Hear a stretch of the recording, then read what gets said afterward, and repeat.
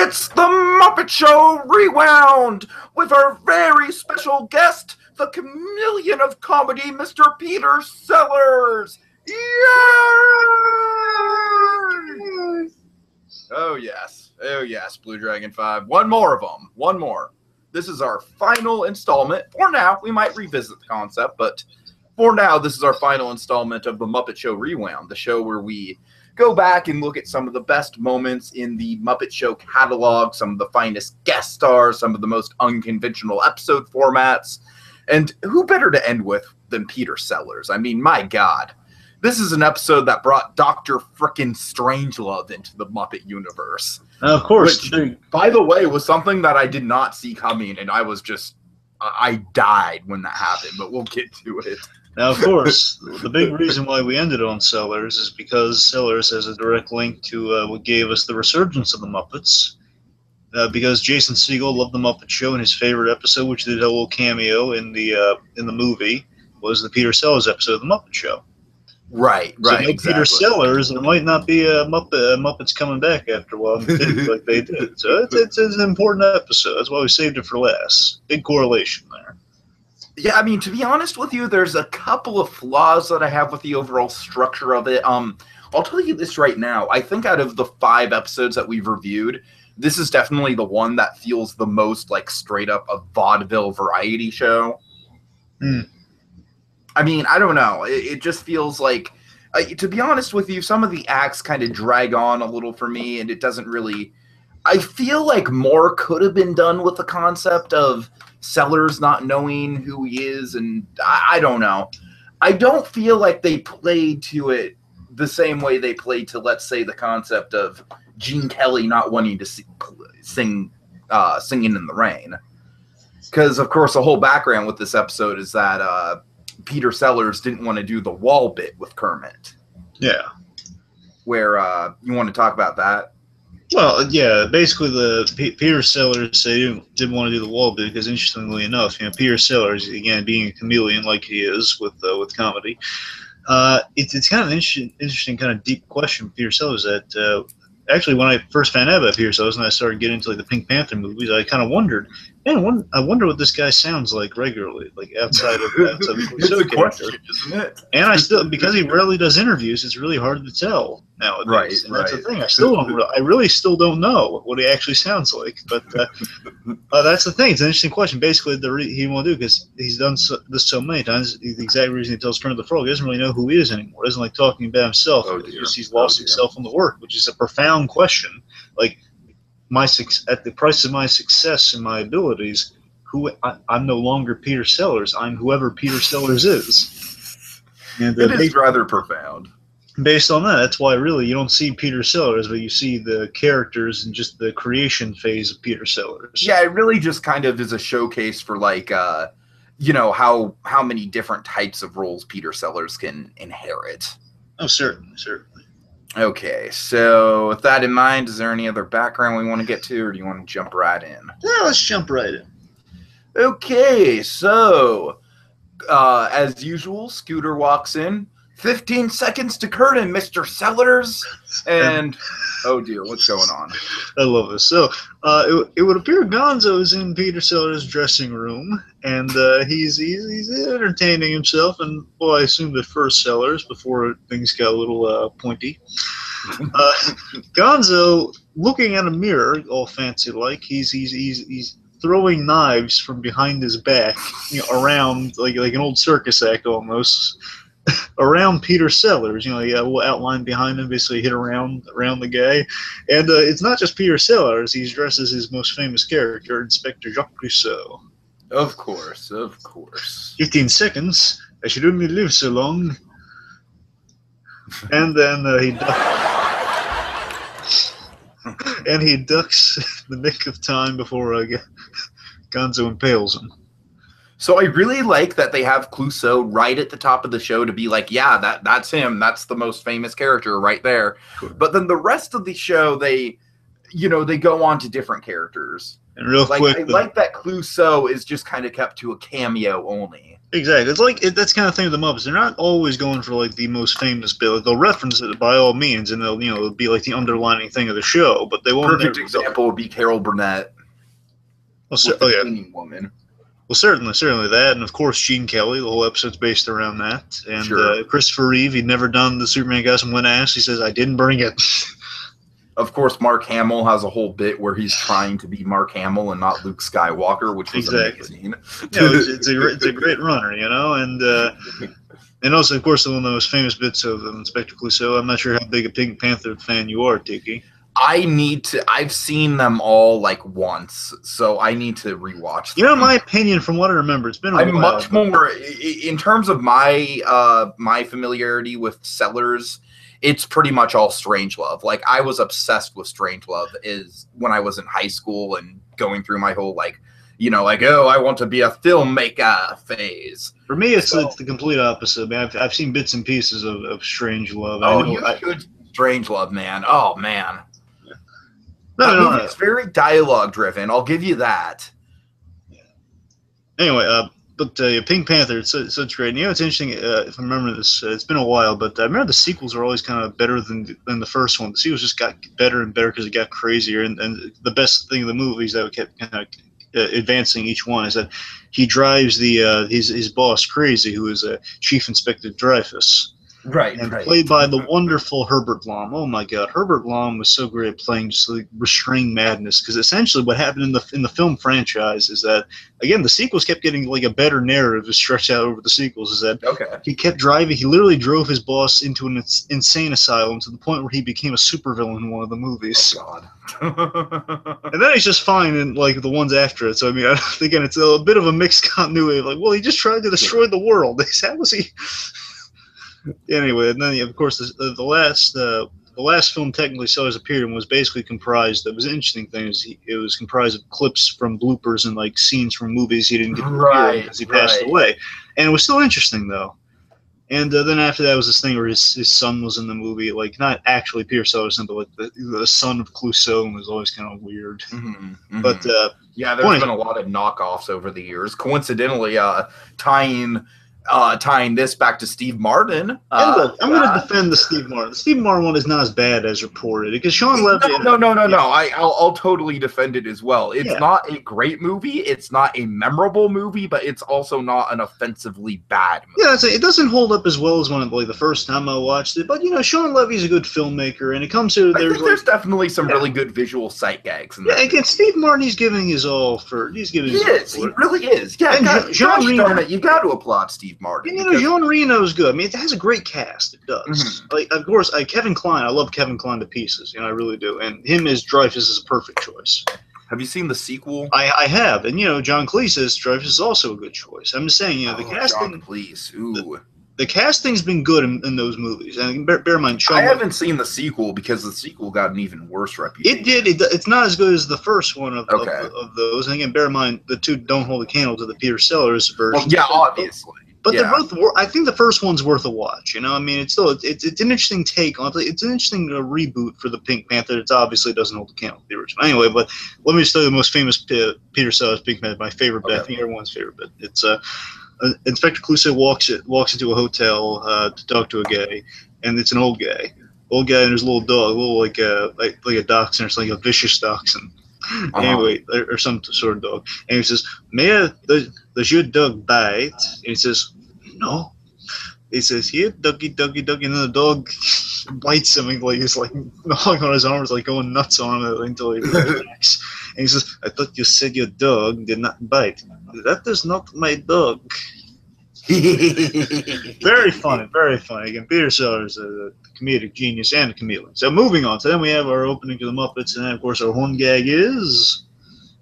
horn gag is a monster creeping up on Gonzo and blowing a trombone at him. Trying to take his job.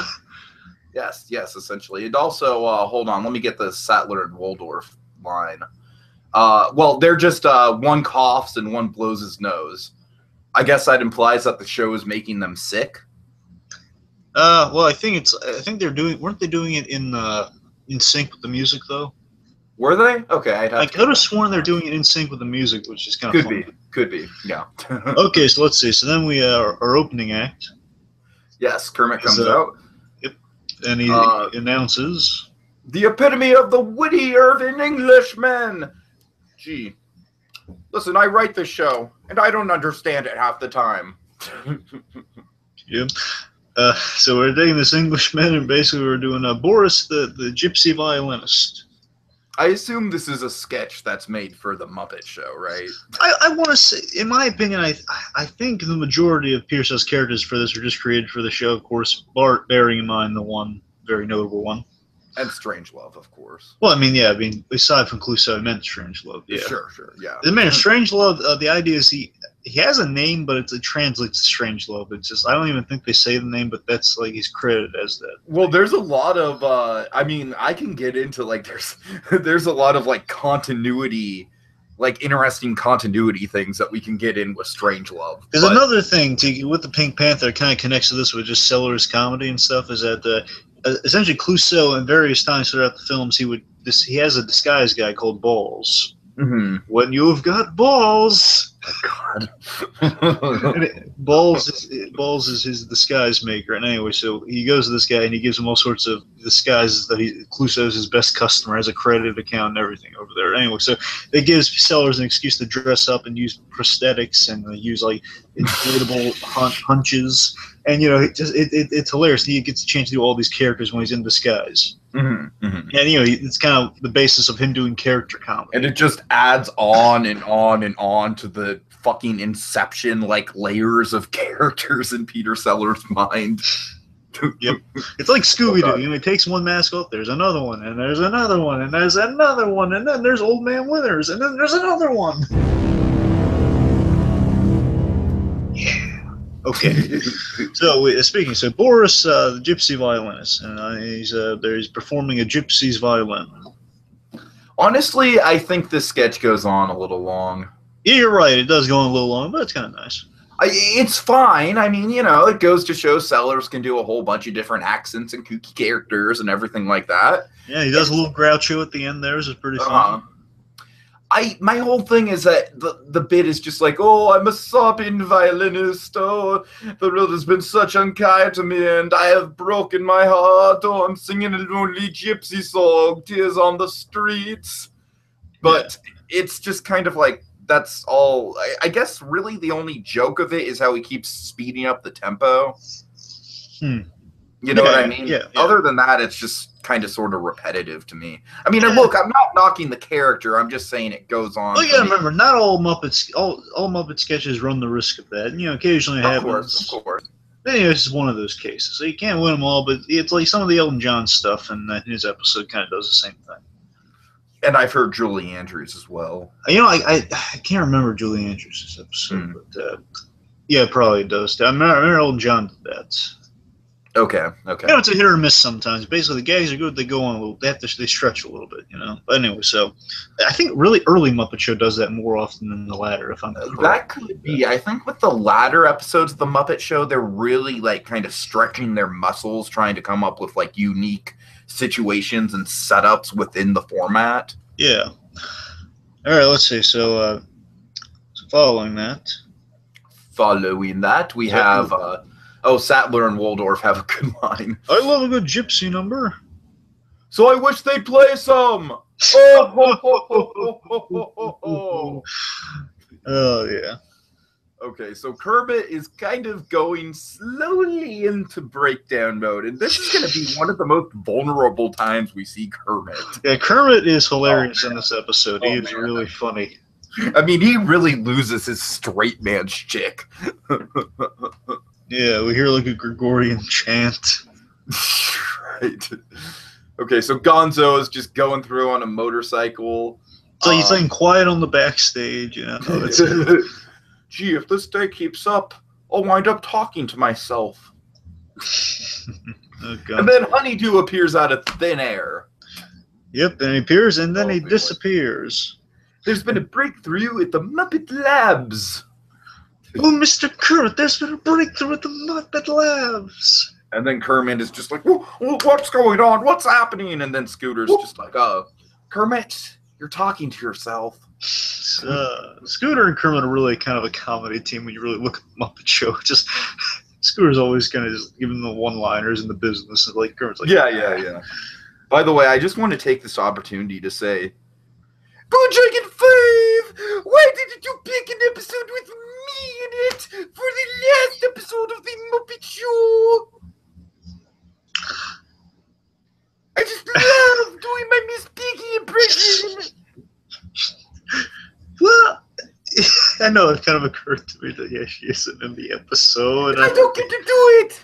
I don't get to do my Miss Piggy impression. You get the next thing we're doing with the Muppets. Don't worry. I know. It's not like we don't have a whole series of Miss Piggy as Miss Piggy has the Muppets. Please, Gene. Oh, please. All right. It's not like I don't know. It's not like there's a whole other show coming up where she's the main reason Muppets are. She's the main character of the show. Practically. It's not like that's happening or anything. Okay, let's move on. It's not even like we have an understudy for it either. Oh God. Well, I don't know if I'm going to get Denise down. Let's not make any promises. Well, at least it's. But I know I can get Piggy. Oh, Kermit, will you marry me? Or Norma Pig. Oh, Normie. Oh, Dylan, do you have any black socks that Normie can borrow? All right. All right. I could just torture you with laughter with that. The laughing kryptonite. Oh God, yeah, pretty much. Okay, moving on. So, as Kermit's going a little nuts from like people constantly pulling Batmans on him. You're a dick. All right, now you see that's kind of toting a lot on that one. All right, so. That's right. I just called you a dick because that's what you are. All right. I'm done. Moving on. Don't be such a ham. I deserve that. Okay. So after Kermit's kind of suffering from Batmanitis, people disappearing on him mid-sentence. Exactly. Oh dear. Yeah, Gordon has the same thing. Mm-hmm. So let's see. So what we got here next? So it's we got Rolf next, right? Rolf's on the piano. He's basically singing about a little brook in the forest. I think it's called When. Yeah. Okay. Something called When or something. I mean, it's a nice little number. There's not really a whole hell of a lot to it, but hey, it's Rolf playing piano. You know, it's classic kind of Muppets filler. Well, I remember the gag here. It's Rolf just playing this nice, calm song, and then at the end, he reveals he has cotton. You have cotton in your ears. You know, he has cotton in his ears. Yeah. Good gag. Did something funny happen? You'd never know it. Says Statler and Mulder. Then Beaker appears. Oh God, this is one of the best timed jokes of the episode. Okay, so Beaker appears, Kermit screams, and then Beaker's holding a whole lab tray full of different vials of substances and everything. And then as Kermit screams, Beaker simultaneously screams "Me!" And then he throws the vials and then disappears again. The timing on it is perfect. It happens over a second and a half. Beaker is one of the most perfect Muppets. He really is. He doesn't have to do anything. Just say meet me, and just get tortured. Really. On one of my armchair Imagineering competitions, we had the Muppet an attraction where the Muppets basically took over Disney World, and one of the parts was Beaker taking over Small World, and it was just called "It's a Meep World," and all the dolls were replaced by Beakers. You know, when you say Beeper, it makes me think Big Bob Pataki. I know. I'm sorry. Muppet Show. That's what it sounds like. Well, you know, Kermit, I'm not sure I can do this show if I can't promote my product. Now, Olga, get over here. There's got to be some mutual benefit in it for me. Now, Olga, get over here and use this sock. Okay, anyways. It's Helga, Dad. You can imagine the Beakers would all sing, meep, meep, meep, meep, meep, meep, meep, meep, meep, meep, meep, meep, meep. Oh, it would be beautiful. It would have been beautiful. What about Would have been hilarious if we had a choir of Beaker singing Supercalifragilisticexpialidocious, but all in meeps. No, it's Small World. I know Small World. I'm just saying in general, though. Can you imagine that, though? You choir. Okay. Sounds kind of catchy when you think about it. Okay, anyway, so Beaker! Just Kermit's freaking out. He's yelling, Beaker, what are you... Like, Kermit is just literally on the verge of a panic attack right now. He's going to go over that line pretty soon. Kermit, you're shouting at yourself now. Okay, anyways, let's see. We have Peter Sellers as so this is kind of the name, the whole genesis of the episode in a way. So this is Peter Sellers as Queen Victoria in a Viking helmet with the boxing glove. Please, Kermit, I'll play anyone except myself. I'll even play Queen Victoria. Yeah. So what went wrong? Well, I couldn't remember. Basically, saying he's trying to be Queen Victoria, and what went wrong is he looks completely different than Queen Victoria. He says, "Well, I couldn't remember what she looked like." And then, of course, this is a nice moment. So with that kind of the idea, Peter Sellers kind of forgetting who he is here. This is kind of Peter Sellers goes all existential. Yeah, this is a really great bit of the episode here. It's essentially saying, Kermit says, "Oh, I love your characters, your wild characters, and but backstage you can be yourself." And says, "Oh, who would that be? I don't know." Altogether impossible. No, that'd be altogether impossible. There's no me. I do not exist. Which is creepy, also. Right? When you think about it, it's interesting, but also kind of creepy. And then he starts like looking around his shoulder, like cautiously, like a paranoid person. Yep. It looks to be a me, but I had it surgically removed. Yeah, that was the. I'm sorry. Let me take that back. That's the creepy part. He says I had it surgically. Oh boy. Oh jeez. Okay. Peter Sellers is just in a test tube somewhere. God. Okay, so then let's see. He recites Richard III's soliloquy, but at the same time playing tuned chickens. Yes. My dear Kermit. Now is the summer of our discontent. Bark! Bark! Bark! And then he uses the chickens to shave and haircut today. Bark! Bark! Bark! Bark! Bark! Bark! Hey, I enjoy a good chicken. And I love this line from Kermit. Kermit's like, "Well, Peter, you can't do that on our show." And well, why not? I just love that idea because it's like we saw it on the show, but it's backstage. Just fun Muppet fourth wall breaking. Yep. And this is why Gonzo did it last month. It makes perfect sense. It has chickens in it. Of course, Gonzo would have tried something. And then Gonzo's waiting in the wings, and Gonzo's like, I want to say this. I think Gonzo's the perfect Muppet to pair up with Peter Sellers, by the way. Oh, absolutely. And secondly, it's just, I love the sincerity of the performer to performer this conversation sounds with Gonzo delivers this perfectly. He says, "It died, Peter. There's no taste around here. They have no taste." He's just the sincerity of him saying, "It died, Peter. Don't try it." For Alderaan! And then suddenly Gonzo vanishes. Yep. And then Kermit at this point just goes, "Well, Peter, just try to ignore the objects that appear or disappear." And then suddenly a bomb shows up. "Oh, we can't ignore that!" I have a pressing appointment.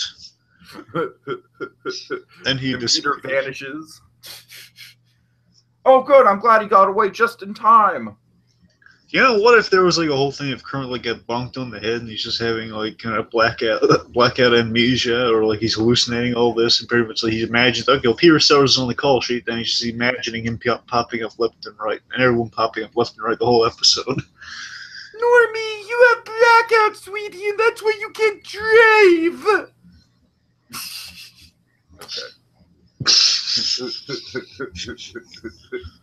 No, seriously, what if it was like he just like hallucinated all these people? "Get out of the car, Normie!" Okay, I'm going to do this, man. I'll be here all week. You're not going to stop me. Okay. And it shows Peter Sellers, yeah! What's next? Okay, let's see. So next, after the bomb, let's see. Oh God, Kermit's foot is stuck on gum. Yes, Kermit's gum around here. That's funny. Oh God. Let's see. So we have Gonzo, right? Mm-hmm. Yeah, the great Gonzo also sings. Yeah. Memory Lane. Yeah, Rolf on the piano, of course, as you should be. Man, this is a nice bit. And just the idea it's nice, keeps re-entering frame, and then he moves the piano gradually.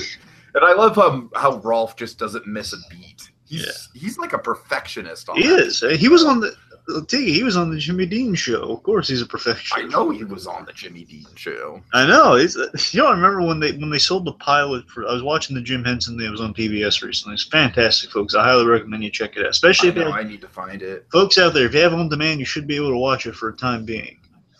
For freeze? Well, if you have on demand, sure. I do have on demand. Oh, you can watch. Yeah, and you can watch the Walt Disney thing too, because it's on there too. Okay. Like TV, if you have TV, do that after my parents go to bed. But if you have TV networks, then you can watch it. Nice. Okay. Cool. Right. Cool. So that's about. There's 5 hours to kill. Okay, so anyway, so on the Jim Henson thing, it showed like clips from the Sex and Violence pilot, and then that they have Kermit the Frog, and he's saying, I can get you a spot on the children's TV network while they're doing the At the Dance segment, and Rolf saying, I used to be on the Jimmy Dean show. It's the idea of Kermit and Rolf just trying to impress their dance partners by listening to some credits. Okay, so now we come to, in my opinion, easily the standout scene of the episode. Let me see if I can pronounce what the actual name here that translates to his character here. It's Link is going to see Dr. Merc. God, it's such a hard name to pronounce. So long. Merc were Dinglebinge. It's Doctor Strange. I know, that's the gay. Somehow that actually translates to Doctor Strangelove. Oh, okay. It was their comical way around it. Dr. Strangelove walks in to help Link out with his massage. Yes. Oh my God. I was a huge fan of Doctor Strangelove when I was in high school. Actually, I was shown Doctor Strangelove in like 3 or 4 different classes. I was shown it in in history, in English, in filmmaking, and also in government. So I was exposed to that movie a lot, and I just kind of gained an appreciation for it. Sellers, I mean, you want to talk about Sellers as a comedian, BlueDragonFive. I'm sure you probably know. He doesn't just play Doctor Strange. Yeah, he plays 3 roles, doesn't he? Yeah, a whole plethora of roles. So yeah, I mean, if you want to talk about him as a comedian, this is like the perfect movie for it. Oh, yeah. But of course, Dr. Strangelove is his most iconic role from the movie. And the interesting thing about this that I have to just dive into a little bit as a film nerd is the fact that, like, the famous ending of the movie is Dr. Strangelove standing up from his wheelchair and going, "Monsieur, I can walk!"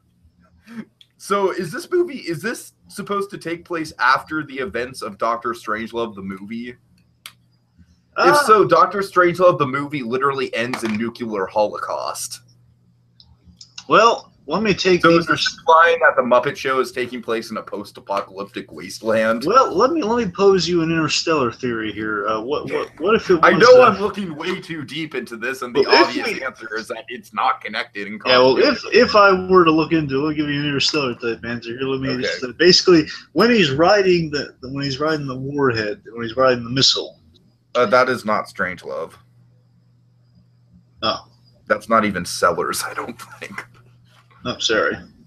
That's the most iconic shot in the movie, but... Sorry, that's what I was saying when you said nuclear war. Okay, fine. When that guy, in particular, like rides like a wormhole trade, and somehow Sellers fell into that wormhole.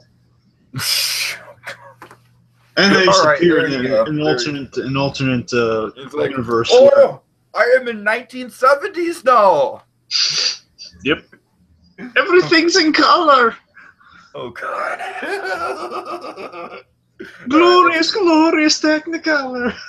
But yeah, like, I was just going into this, like, I honestly did not think they'd have Strangelove in this episode, and it was glorious that he is the one character in Sellers' repertoire that really gets a full sketch.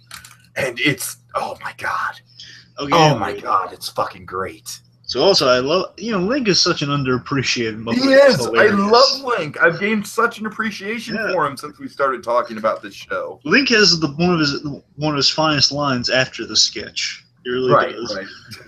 But seriously, Link throughout this whole thing, he's like a perfect he gives the perfect reactions throughout this whole thing. Carries the scene in a way.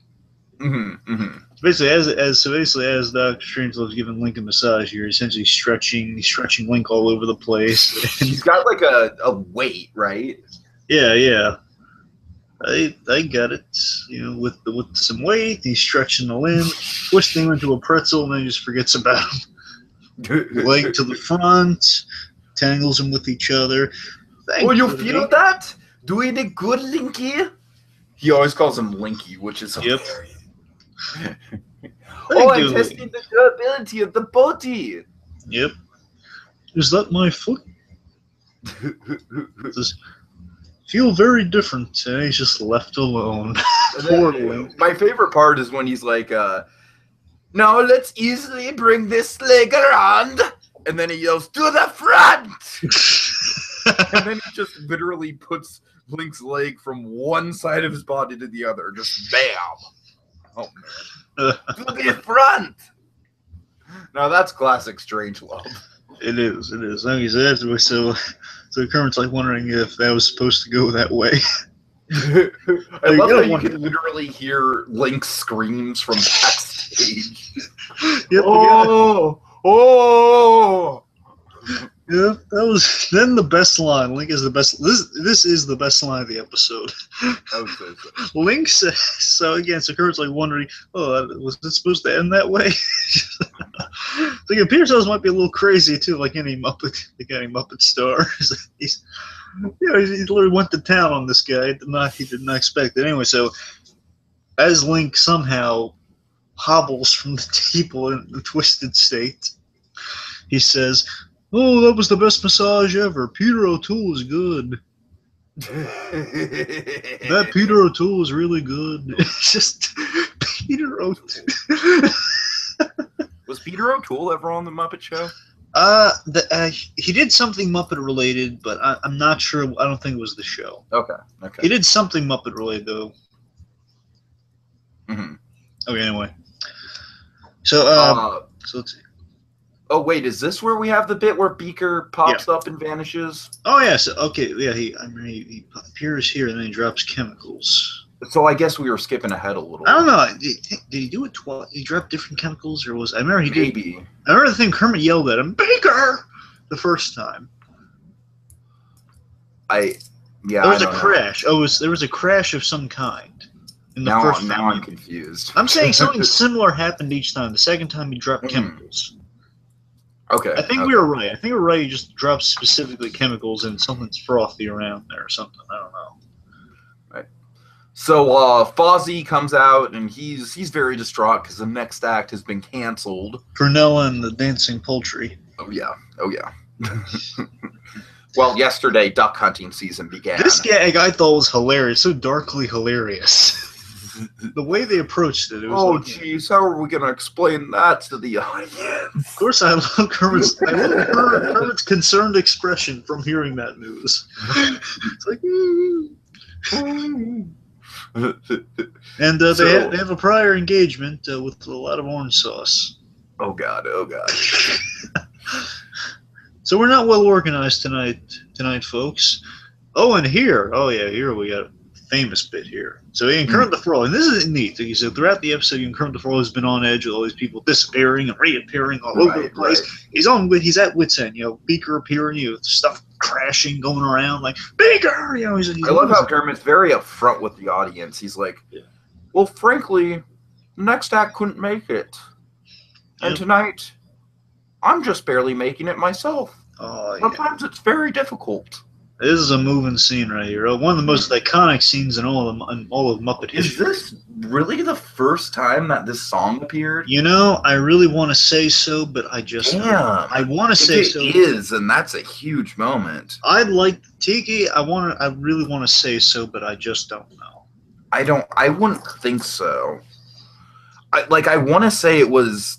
I want to say the song appeared as like a standalone music video. That's the thing. I don't know. It's either it was somehow a solo number, but I remember you always remember different backgrounds with this song. But right. I don't know. It'd be awesome if this was the first time it was used, but we don't know. Yeah, that'd be monumental for sure. I don't suppose it's something you could look up while we're talking. Sure, I can do that. Okay, so without further ado, so Kermit the Frog, all down in the dumps. He takes a seat on the stage, and he's just kind of like saying, we see the behind the scenes background. There's no background. It's Kermit the Frog's defeated. He feels he's pulling on a bad show for a moment here. And it's just, he just confesses to the audience, it's not easy being green. The song continues, the iconic song. The song, folks, this is a big deal because this song was, of course, sang beautifully and not a dry eye in the house at Jim Henson's funeral. This is a big deal, this song. Oh my God, yeah, Big Bird. Oh, Jesus Christ. With a green ribbon. Oh, that's just too much. That's just too much, man. That's what I'm saying. This song is hugely important for that frog and hugely important for the soul of Jim Henson. Mm-hmm. Because again, think about this. Jim Henson, Jim Henson's a guy. He embodies Kermit the Frog, and basically what he said many times before is he essentially Kermit the Frog behind the scenes is how we felt sometimes. He's pleasant with people and all that, but it can get stressful at times, and it'd be those moments where just things you just have those moments of introspection. This is one of those moments. Just imagine Jim Henson there instead of that frog singing this song. Okay, so it was originally recorded for a Sesame Street album in 1970. Okay. But this very well might be the first live action appearance of it. Okay. So that's about as much as I can find out. Oh, good. Oh, good. And also Thurl Ravenscroft sang it. Oh. On another Sesame Street album, which is awesome. Yeah. It's not easy being green. Let's see Kermit the Frog sing the Haunted Mansion song next. Let's see that. Remember, ghosts come out to socialize. Now don't close your eyes, no try to hide, or a silly spook may sit by your side. Shrouded in a daft disguise, they pretend to terrorize. All right, I'm done. Okay. So then the swamp set kind of appears, and a little background there. It's a nice little bit there. So just the vulnerability of that frog, and he thinks he's failed by putting on a little number there, and then in the end, he put on a great little number there for the folks. Really nice, really sweet. Yeah. Nice bit. Again, a very iconic song brought to life there. Really nice. So, what's going on at the Muppet Lab? So again, following Kermit just hitting his low point here, let's see Kermit kind of get some answers, finally get some closure. We're testing the teleporter and it works perfectly. Kermit appears. Aha! And he's pissed at that at this point. You've been zapping people in and out of the theater. I'm in the midst of a nervous breakdown. I had to say something about not easy being green and everything. You can't just go around zapping people and he's gone. And anyways, he sent Beaker hurtling through the deepest parts of Africa. Yep, and then I guess let's see. So the reason, so Kermit disappeared, right? So Kermit was like they basically asked us, "Oh, Mr. Kermit's agreed to volunteer." He puts him in the machine. And don't worry, folks, he's fine. I sent Beaker to the jungles of Africa. Then who appears? What appears? Beaker, but he's not alone. No. He's got a wild gorilla basically trying to mangle him. Yep. Beaker, put that gorilla back. You don't know where it's been. Oh, honeydew, with such blatant disregard for Beaker's life as always. Yep. Anyway, so then as they teleport back, and you still can't get teleportation's a hard thing to nail down, folks. Always bear that in mind. So when he reappears, now the gorilla's with Kermit, and Kermit's just still not happy at all. Mm-hmm. He's really the opposite of happy. He's peeved. He's flipping out. Pardon the pun. Well, that'll be all from Muppet Lab. Oh, you bet that's all. You bet that's all.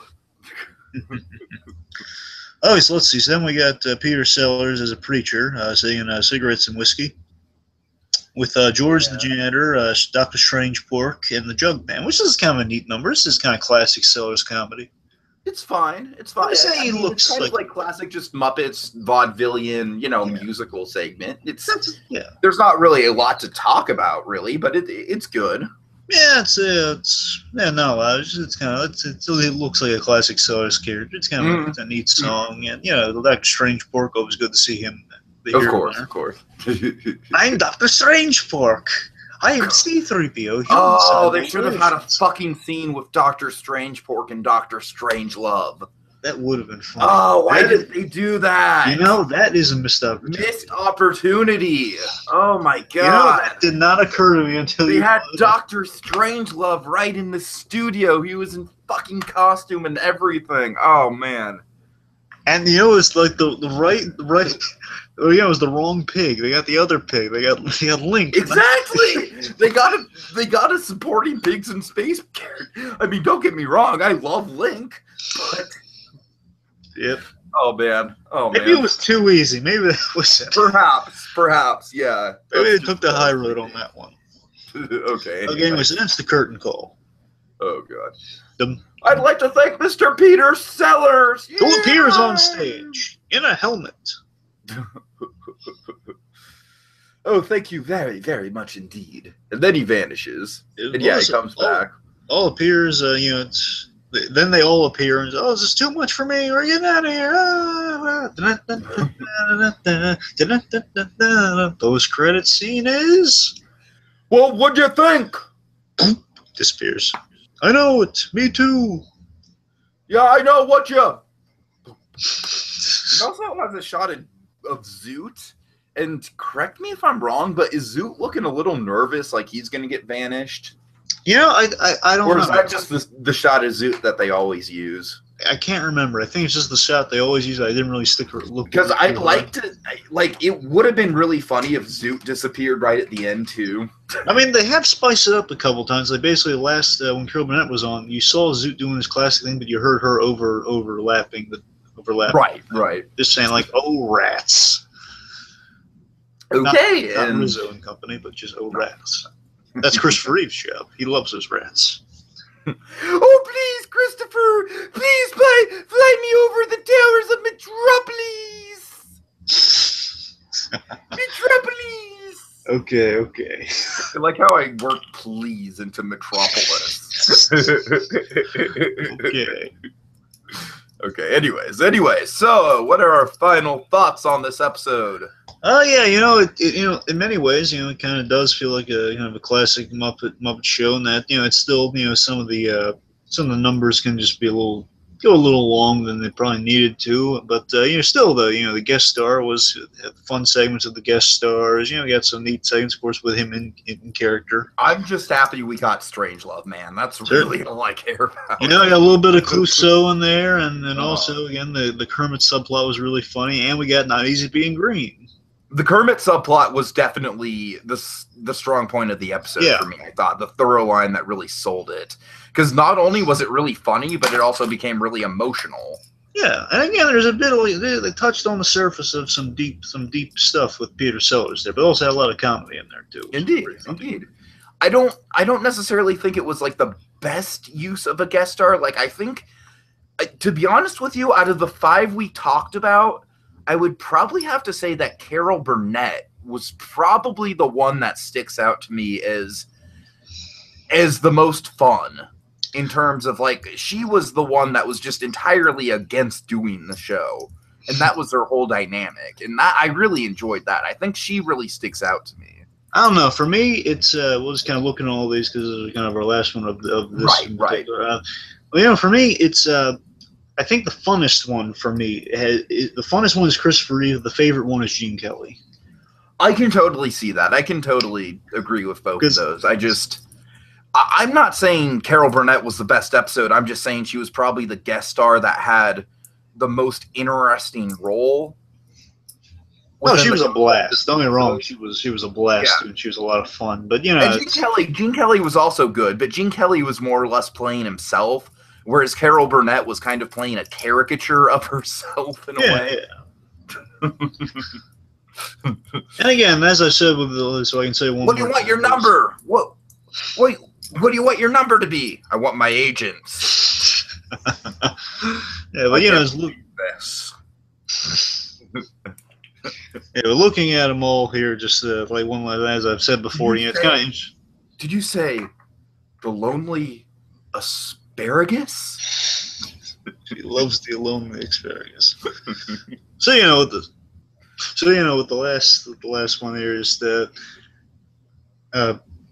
You know, overall, it's interesting seeing these five in particular, like how kind of different points in their careers they've been. You know, yeah, we've been pointing that out. Sure. I don't know, saying like one last time. You know, it's interesting. Peter Sellers, though, looking at this whole episode, Peter Sellers in context, though, just how it fits in the whole Muppet. Again, we're saving it for last, and the little connections we have to the Muppets' future. Looking at it from like Jason Segel's point of view here, it's like, you know, this is the episode. If you were a kid and you saw this episode, it would entrance you in the Muppets. You know, whether it was as good as the other ones or not. You know, whether it was just like. I think that's the beauty of the Muppets, though, is that even a weaker episode of the Muppet Show is going to draw you in. That's the thing. You see those like Muppets Tonight is going to draw you in just because of the characters. You know what I mean? Yeah, yeah. And, you know, it's that you see those segments of those characters, and essentially that's we got a little taste of that in the Muppets when we saw the little clip of the Peter Sellers. It's Kermit talking to the Queen Victoria, Peter Sellers, and you know, when that's going on, just those segments just ingrain themselves because that's what Jason Segel remembers. Just Peter Sellers mentioning kind of an identity crisis that stuck with him, and that was so in that episode, and that's a reason he kept revisiting the show. You know, just the moments like that, moments like the comedy that was in there, those little scenes, those running gags, and they all add up. They all add up to an experience you want to revisit again and again with all these wonderful people who are linchpins to Hollywood and entertainment that kind of makes you broaden your horizons to new worlds, new experiences. But again, all through the Muppets, all through this fun variety show, wacky experience you had either as a kid or now, you know, even revisiting as an adult. It's a lot of fun. Again, rewatching the Christopher Reeve one, I forgot how hilarious that one was. It's a ton of fun. Mm-hmm. The Gene Kelly one, it was great, but rewatching it's so emotional and so beautiful. Yeah, exactly. And Carol Burnett, it's just to remind you why she's the queen. You know, it's just it's all good stuff. Martin, it's kind of interesting to see him at the very beginnings of his career. Yeah, and again, just shows you the cleverness of the writing with the Muppets with Steve Martin. Right. The whole like a non-episode being the episode. It's like a very meta idea. Of course, I'm looking with these five in context of what we're about to get. You know, Steve Martin, of course, kind of really meta episode of like, you know, not having a show, and essentially that's gonna be the premise of this new show we got going on. A show without a show, really. Yeah. Okay, so I guess we don't really have a ton more to discuss, right? No. Again, it was a decent episode. I mean, the other ones I think I liked a little more, but this one, of course, Peter Sellers, whenever he was in a scene, though, he was giving it his all, and it showed, and it was hilarious. Mm-hmm. I agree. So I guess you know, wrapping up, how do we think? I guess this will be the final question. Now that we've kind of given a taste of the Muppet Show, and now that we've kind of gone through and really kind of dived in deep to a few of these episodes, do we think that this new Muppet Show has a chance to recapture some of that? Do we think it needs to? Do we, like, because obviously it's going to be a different vibe, but how do we feel? Because this is going to be the new generation's Muppet Show, but it's also going to be a Muppet Show for us fans that grew up with it. It's going to be a Muppet Show for people that are like 20 years older than us who grew up with it. You know what I mean? So, yeah. I don't know. What do you think? Well, you know, it's interesting. You have been talking about these episodes and kind of revisiting the Muppet Show, and of course some Jim Henson stuff that's been on lately. It's kind of given me some time to think about that question. You know what? Really analyze, really thinking about it. Of course, all the promos and stuff for the new Muppets show coming on. You know, it's not going to eclipse the original Muppet Show, and you know, it kind of fits the new generation in a way. It's like we can't possibly do the same thing in the new generation. I mean, I love to think that we could, but the audiences now that they've I'm not saying they've outgrown. It's just they've lost touch with it, and you can't it's really hard to recapture that magic. That magic had Jim Henson's sweat and blood in there. You know, it's like you can't recapture that, but. You can't recapture that. I think if they just went back to the format of like a variety show with special guest star every week, I think that would almost be a little uninspired in a way. Yeah. I mean, it's nice. I mean, don't get me wrong; it's a classic formula that works, but Yeah, it's like, I unfortunately, like that they're taking a risk. That's what I'm saying. that's like they're taking a risk. You know, it's going to be interesting to see. Like, it's kind of, it might have kind of the Muppets effect of like the movie. I remember when they came back, so you have a lot of nostalgia built in just seeing those characters again. I think it's going to be kind of the lifeblood, at least of the first season of this show. So that'll be interesting to see. Might I just say that ABC's done a fucking fantastic job with the marketing. Yeah, the marketing has been very impressive. It's been great. Like, they've really done it. I mean, they've basically made Kermit and Miss Piggy into like a 100% completely legit tabloid story. And you know, I mean, how impressive is that? And without getting too much into it, because we're going to be discussing it. Sure. In a while, but they're also calling themselves on it too, because like, let's just say there's a bit in one of the things where they point out like it's kind of gimmicky. They realize that, but they're using it to their advantage. Oh, it is most definitely gimmicky. I know, it's like, they're not the ignorant. Muppets in itself is fucking gimmicky. Exactly, you know, it's like these bundles of felt that have like emotion and feels and shit. So that's the thing. Whole premise in itself is a gimmick. That's the thing with the show. It's a beautiful gimmick. Yes, the thing is with the show, the new show we're getting, it's kind of the sensibilities we're used to in the modern age now with the TV shows, and it's like it's working to that advantage. But bringing the Muppet class and the Muppet charm into that, seeing how it mixes, and again, it could be a bad mix or it could be a good mix. And from what we've seen, it seems like it's a promising mix, but we don't know it until again the first promising is about the best word that we can use at this point. It seems promising. Other than that, we really at this point we know nothing. No. They've been doing a good job keeping actual footage under wraps. Let's just say I have some interesting developments on some stuff I've noticed into the marketing along with the 10-minute pilot, which we'll get into. Okay. So anyway, yeah. So I'd say that's it, right? That is probably it for the Muppet Show Rewound. Let's give us all a big round of applause, everyone. Thank you. You're too kind. You're too kind. All right. Any last words of wisdom, BlueDragonFive? Folks, it's been fun. It's been so fun reminiscing, and it's been magical. It's been Muppetational, but you know what? It's time to remove the makeup. It's time to dim the lights. It's time to say goodnight until the Muppet Show. Some other time. All right. And without further ado, I give you all a final. Yeah!